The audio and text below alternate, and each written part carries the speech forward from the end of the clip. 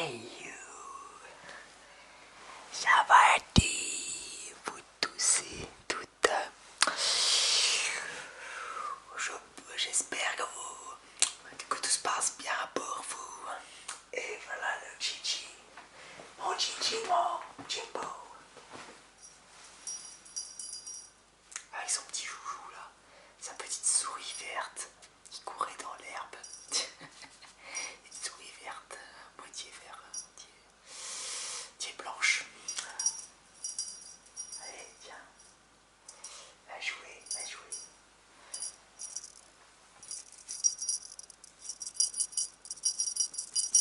Ouais, une petite clochette.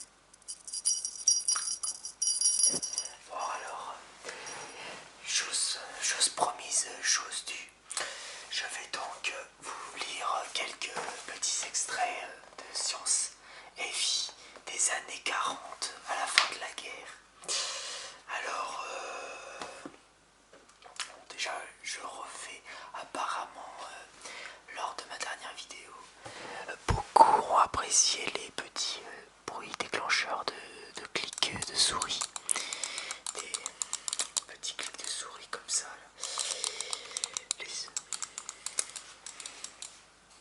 Les sons des touches de la souris. Alors on va faire en même temps que je vais lire quelques extraits,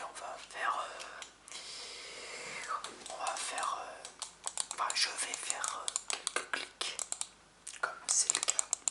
Par exemple, bon, je suis encore dans ma chambre, et oui, ça fait 2 vidéos de suite que je fais de l'ASMR dans ma chambre, parce que je suis tellement content de ma nouvelle déco. Bon, par contre, voilà, vous voyez pas grand chose, vous voyez que ma tête, mais bon, qu'importe. Donc je vais vous lire quelques petits extraits. Bon, déjà je vais vous montrer les images du début. Voilà, ça c'est les pubs, pubs de stylo. Ça c'est fait avec des illustrations, des dessins. Dessiner, tiens, savoir dessiner.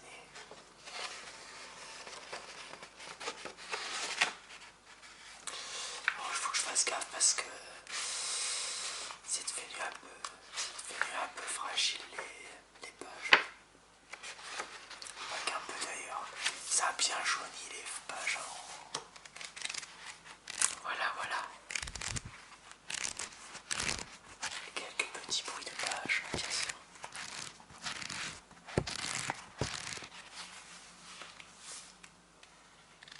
Alors, il y a tellement de choses à lire aussi, hein, évidemment.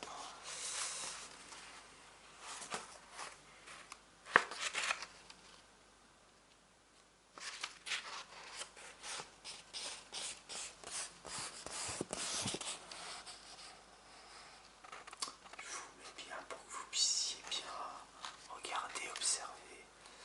Bon, après, vous voyez, il y a des pubs de photos sur les appareils photo, sur pas beaucoup de choses. Les premières pubs, quoi, dans les premières pubs de l'après-guerre. Voilà, l'aile en flèche. L'aile en flèche, à mon avis, ça doit parler d'aviation.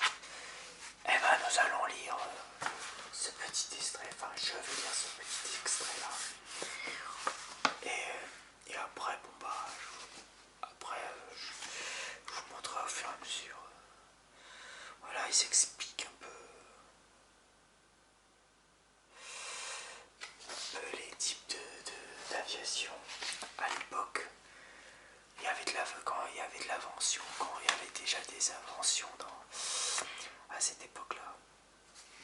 Alors, bon bah, alors l'aile en flèche par monsieur le marchand, enfin marchand, monsieur Marchand, parce qu'il y a marqué par Y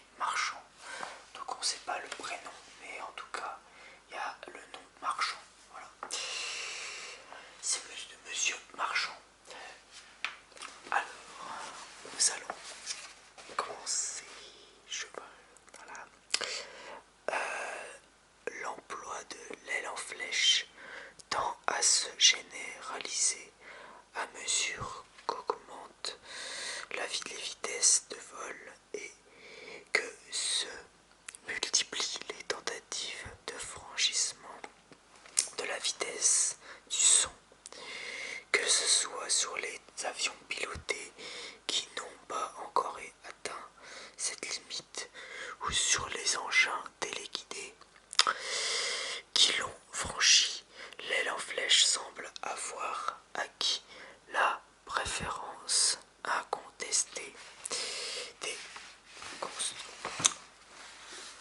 des constructeurs. Citons les applications les plus connues. En Allemagne, les ailes volantes Lipitsch type Storch type Delta et projet à statoréacteur. Les Messerschmitt I-63, alors c'est des noms assez techniques, hein. Comet, dont le KOMET 262 PII ou 1110 et P1111, les projets au Horten et Gotha, le Junker 287 à flèche vers l'avant. En Amérique, les ailes volantes Northrop, blablabla, ça c'est des, après c'est des noms de code, hein, c'est des codes, voilà, et N1M XP 79, etc., etc. Tiens, et le Boeing XP 47 en Angleterre, le handling Page Manx et les ailes volantes Armstrong Windward 52, etc. Enfin tous ces noms là, c'est voilà, assez technique. Parmi les engins télécommandés, les bombes allemandes Touch there, what's so fall, Fever Lily, Jim Darling. J'ai un putain d'accent, c'est trop drôle. Les bombes, comment ça, les bombes planantes, BAT, les fumées AL6 et NAC, CARMM. Je vois pourquoi je m'embête à lire tout ça.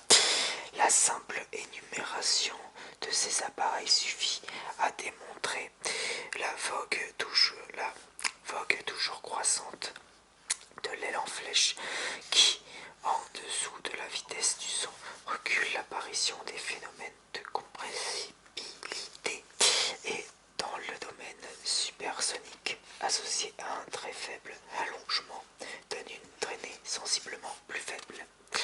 C'est en 1936, vous voyez, il y a plein de textes, hein, c'est beaucoup de textes, hein, et pas beaucoup, il n'y a pas beaucoup d'images, hein, vu qu'il n'y avait pas beaucoup de photos, et c'était beaucoup de présentations en dessin comme ceci, n'est-ce pas, voilà, pour voir plus en détail sur les avions. Vous voyez un peu la forme des avions. C'est vraiment en forme de flèche, quoi. Comme ils disent. Voilà. Enfin bref, continuons à lire cet extrait. Après, à un moment donné, je vais m'arrêter parce que je vais pas avoir le temps de tout lire, hein. Sinon la vidéo va durer trop longtemps. Et vous serez endormi d'ici là, bien sûr. Alors bon, je reprends, c'est en 1936 que l'aérodynamicien allemand Bussmann, au cours de la 5e conférence Volta, présentée à Rome sous le titre L'importance aérodynamique aux vitesses supersoniques, les premières applications de l'aile en flèche aux grandes vitesses. Ces considérations restaient alors assez théoriques, car le record du monde de vitesse n'était que de 700 km/h, et il semblait difficile que le perfectionnement des moteurs à hélice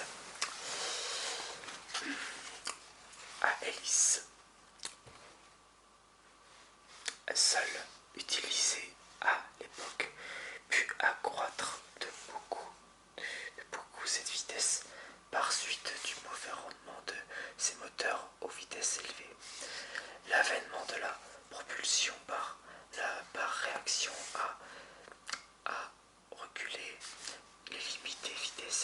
inaccessible du fait du moteur et ce sont des problèmes d'aérodynamique pure qui s'opposent présentement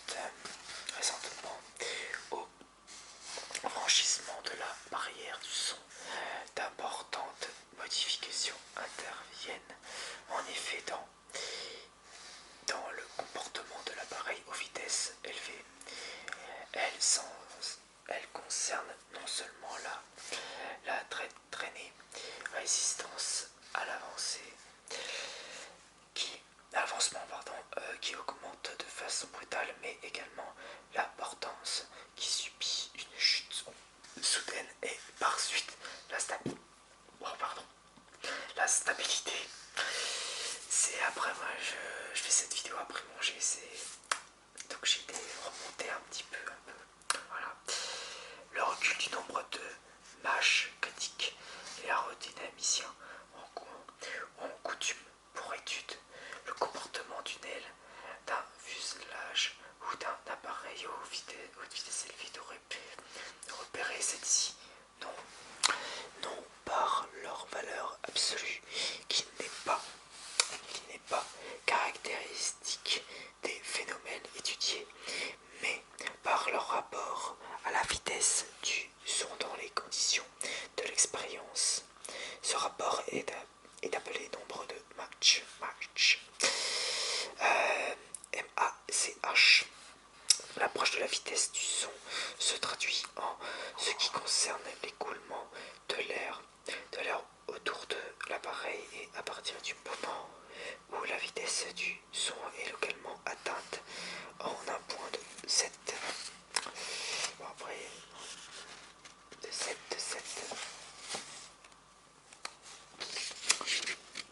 écoulements.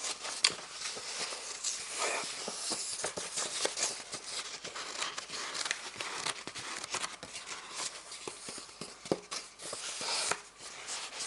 Comme je vous l'ai montré tout de suite, écoulement par l'apparition d'un certain nombre de phénomènes dits de compressibilité, parce que la densité de l'air aux vitesses subsoniques, attendez, je me suis perdu, peut être considérée comme constante, subit alors des modifications appréciables des surfaces de discontinuité pour la vitesse et la pression, appelées ondes de choc. Je marque le retour de l'écoulement supersonique à l'écoulement subsonique. Figure FIG1, donc figure 1. Donc c'est la première figure là, en fait, c'est représenté comme ça. Voilà, entre guillemets, et engendre un sillage tourbillonnaire, ces phénomènes qui se traduisent en pratique par la perte de la stabilité de l'appareil et de l'efficacité les gouvernent et qui caractérise le passage du domaine subsonique au domaine transsonique, présente un danger sérieux et l'on conçoit tout le soin que l'on doive apporter à augmenter au maximum le nombre de Mach critique, rapport de cette vitesse limite, dite vitesse critique, à la vitesse du son dans les conditions ambiantes. Bon, voilà, c'était un petit extrait sur l'aviation, sur l'aile en flèche, comment ils appellent ça, voilà, différents. C'était à l'époque c'était des avions supersoniques qui s'expliquaient comment fonctionnait de façon plus technique un avion supersonique, quoi, entre guillemets. Voilà, vous voyez un peu la forme pour un avion de super vitesse à cette époque là. C'était déjà bien à cette époque-là, même après la guerre. Là, il fallait réinventer des choses. Là, il y a des trucs, on dirait, regardez les dessins, on dirait des genres d'atomes ou des... Je sais pas ce que c'est. Attraction, ah oui, c'est par rapport à l'aérodynamique. Effet de, par exemple, effet de turbulence. 3. Disparition de la charge électrique. 4. Différence des tensions de vapeur entre côtelettes de grosseur différentes à même température.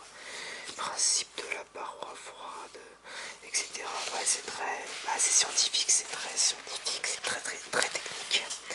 Et vous voyez un peu c'est les graphiques, tableaux graphiques de l'époque. Diamètre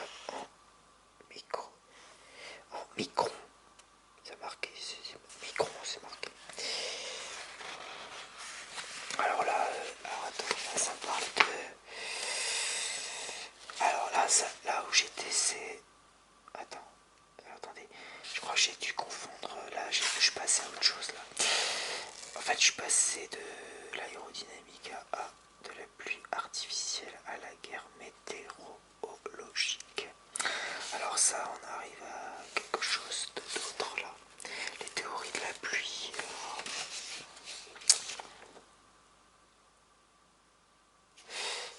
En fait, voilà, c'est ça. Toutes ces petites molécules qu'on voit là, enfin, je sais pas si c'est des molécules, je pense pas. Bref, c'est de la vie, enfin, c'est de la... Tout ça, c'est de la science, hein, c'est la physique de la science. Et concernant la pluie artificielle, marqué pluie artificielle et guerre météorologique. Comment marche les techniques météorologiques pour produire de la pluie, enfin. Après, moi, j'ai pas lu tout ça, moi. Parce qu'en fait, apparemment, il y a eu de nombreuses expériences scientifiques pour créer de la pluie artificielle.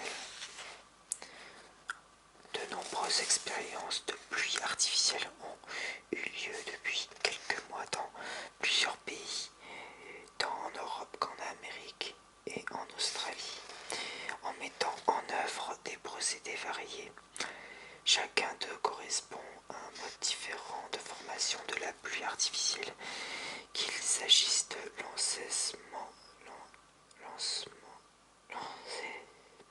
oh là là, j'ai du mal. Lancement. Ou lancement, il manque un et ou je sais pas quoi, mais enfin quelque chose, je sais pas. Lancement.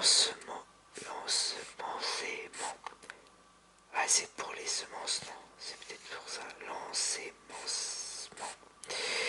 À la neige carbonique ou à l'iodure d'argent.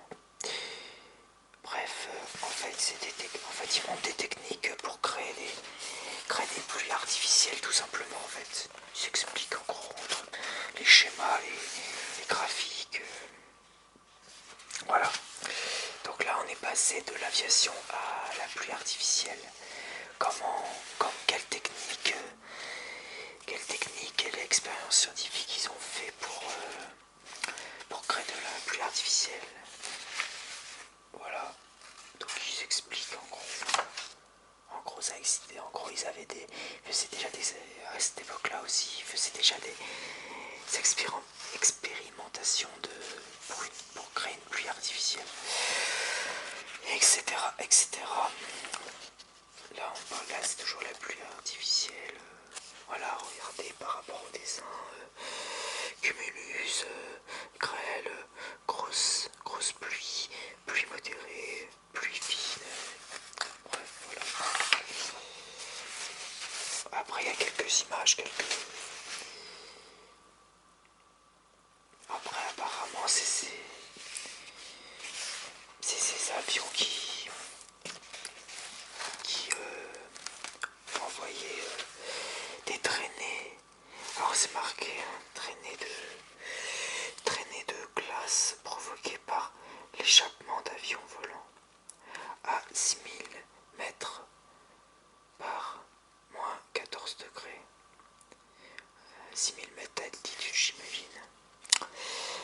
c'est intéressant, tout ça c'est de la science.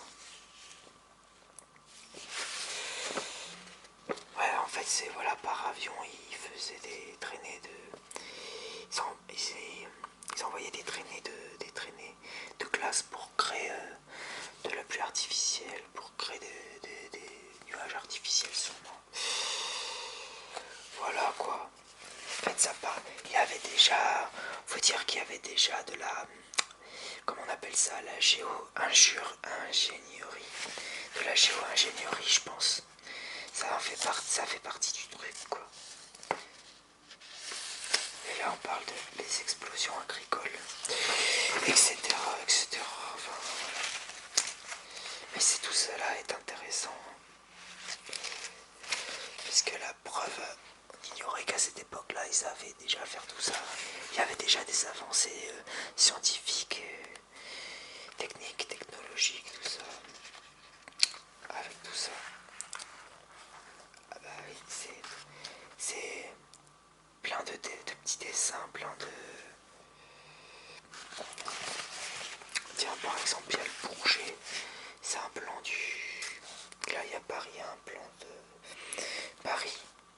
Là, c'est le Paris, le Bourget, Orly. Donc voilà, quoi. Ils ont fait tout ça. Tout un plan, tout est plein de plans en dessin. C'est vraiment... non, c'est vraiment très intéressant. Là, nous avons des radios. Voilà, voilà. Ah ouais, il y a tellement de choses il y a tellement de choses à dire. Surtout, on ne pensait pas qu'à cette époque-là, c'était déjà... ouais, il y avait déjà du progrès, quoi. Et là, c'est... ouais. Ah, là, ça parle de l'émigration d'insectes. Voilà.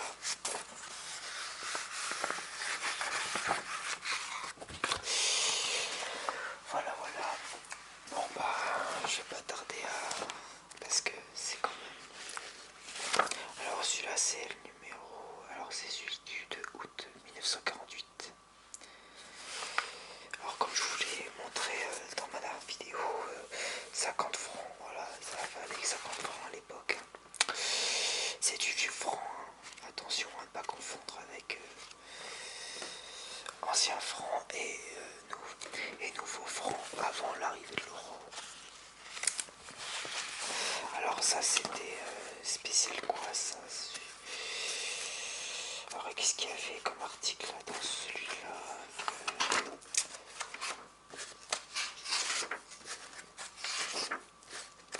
Voilà, pareil, là ça parle de télescope géant pour observer l'espace ou les miniatures, tout ce qui est minuscule quoi. Voilà, apparemment ça a l'air d'être pour observer l'espace. Par exemple, nous avons là, l'image c'est le miroir de 200 pouces de télescope du mont Palomar. Alors si c'est le mont Palomar, c'est que c'est l'observation spatiale alors.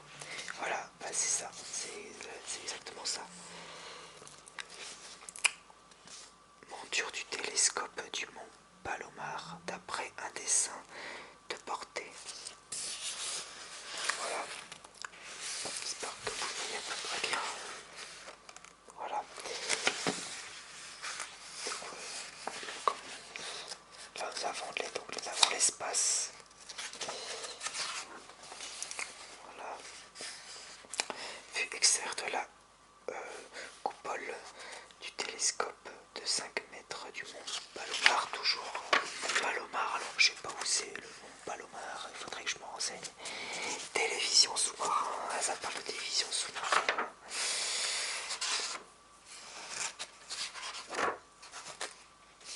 Pouvez-vous répondre à ces 20 questions? L'électricité atmosphérique et la foudre.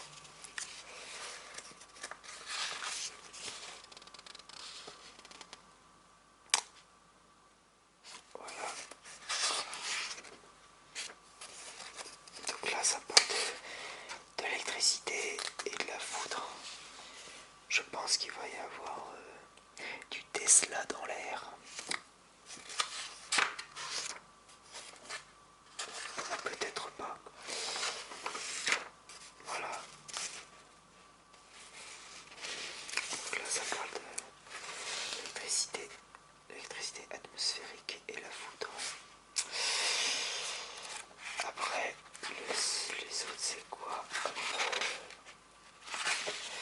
machine à écrire perfectionnée. Voilà, parlons de machine à écrire.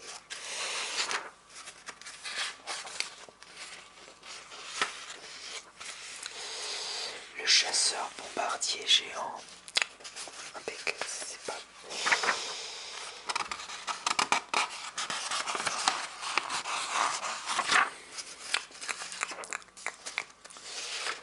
Les batteries au microscope électronique. Ah oui, tout à l'heure j'ai confondu télescope et microscope parce que pour regarder tout ce qui est minuscule qui se voit pas à l'œil nu, c'est microscope, et tout ce qui se voit dans l'espace c'est télescope. Voilà, voilà, vous avez vu, j'ai confondu un peu les deux. J'ai confondu télescope et microscope. Ah bah vous savez, quand on est amateur, enfin je veux dire quand on n'est pas un connaisseur dans le domaine, hein, on a tendance à confondre les choses. Mais là je vois que voilà, les batteries au microscope électronique. Donc là ça parle de voilà, microscope cette fois, sur les bactéries, tout ça. Regardez ça. Intéressant, n'est-ce pas? Voilà, donc là, différentes images des micros, pas des télescopes, hein, des microscopes de l'époque. Bah, je sais pas, par exemple, nous avons. Ah, c'est des. Ah non, c'est des mots très. C'est des noms assez compliqués. C'est par exemple cette bactérie-là. Serratia marcescens. Oh putain, je sais même pas comment le lire. On va dire Bacterium prodigiosum. Voilà, c'est des noms très compliqués à prononcer. Voilà, après nous avons les réponses des questions d'avant, etc., etc. Radar de bord, etc. Enfin, vraiment, c'est vraiment intéressant. Surtout à cette époque-là. Vraiment, c'est quand mon grand-père était tout... Ah, en 48, mon grand-père était tout petit. Voilà. Bon bah voilà mes amis. Un petit peu de clic. Avant de vous quitter, après ces fameuses découvertes sciences et vie des années 40, fin années 40, ça m'a fait un plaisir de vous lire quelques petits extraits. Bon, j'ai lu les extraits qui m'est venu en tête dès que j'ai vu un extrait. Voilà, je vous ai lu un petit extrait sur l'article, c'était sur l'aviation, voilà, sur le... Je sais même plus le nom d'ailleurs.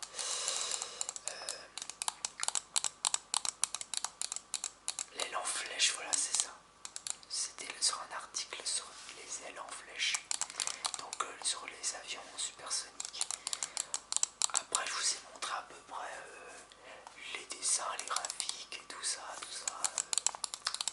les petites publicités de l'époque. Voilà, tout simplement. Voilà, tout simplement. Donc j'espère cette vidéo spéciale Science et Vie vous aura plu. N'hésitez pas à mettre un petit like et un petit commentaire. Et si vous voulez que je continue un petit peu à lire ces petits bouquins-là, si vous aimez m'écouter au niveau de ma lecture, hein. Par contre, désolé, je lis pas toujours très bien parce que justement, voilà, parfois j'ai du mal à articuler quand je lis, mais bon, c'est comme ça. Puis bon, pour vous dire que l'écriture de l'époque, bah, ça c'était bien, c'était écrit vachement petit quand